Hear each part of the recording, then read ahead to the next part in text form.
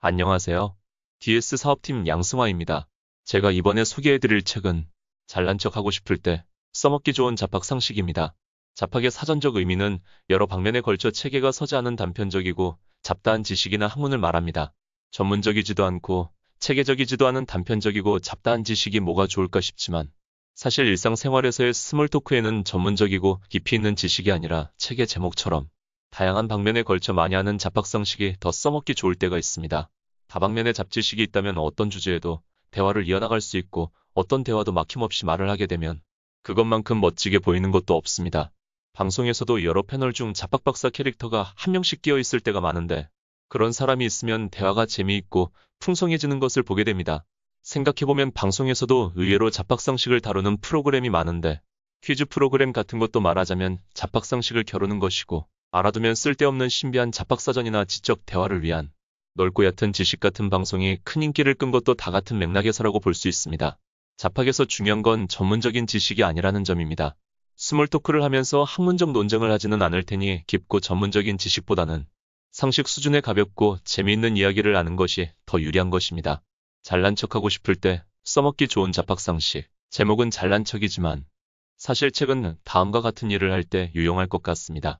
딱딱한 회의 시간을 유연하게 하고 싶을 때, 호감 가는 이성과의 대화 중 공백이 생기지 않게 다양한 주제로 술술 이야기를 이어나가고 싶을 때 유용한 책일 것 같습니다. 책에서 다루는 지식이란 정말로 대단한 것이 아닙니다. 소위 영양가 있는 교육적이고 전문적인 지식이 아니라 흥미 위주의 사소한 것들인데, 그런데 이게 참 재미있고 뜬금없는 질문으로 호기심을 불러일으킵니다.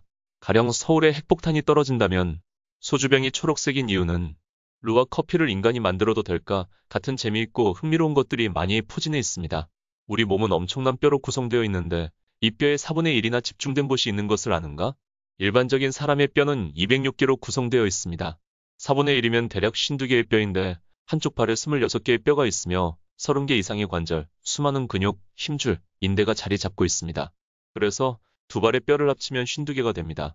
가끔 건강 프로그램을 보면 우리 발은 인체의 축소판이라는 내용을 많이 봤었는데 이런 내용을 직접 확인하니 더욱 신빙성이 갑니다. 머리가 아플 때 발의 특정 부위를 자극하면 두통이 사라진다는 것을 한 번 정도는 봤을 것입니다.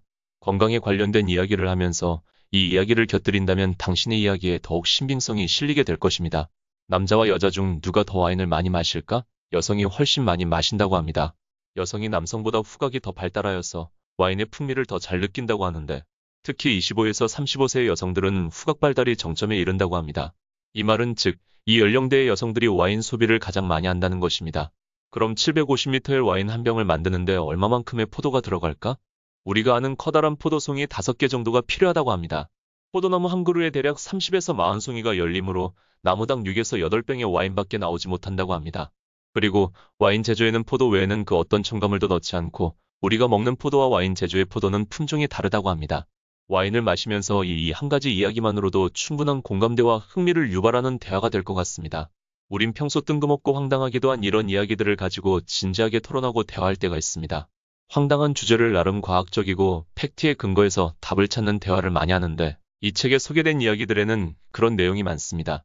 그 말은 결국 어디 가서 아는 척하기 좋은 이야기들이 많이 있다는 뜻이기도 합니다.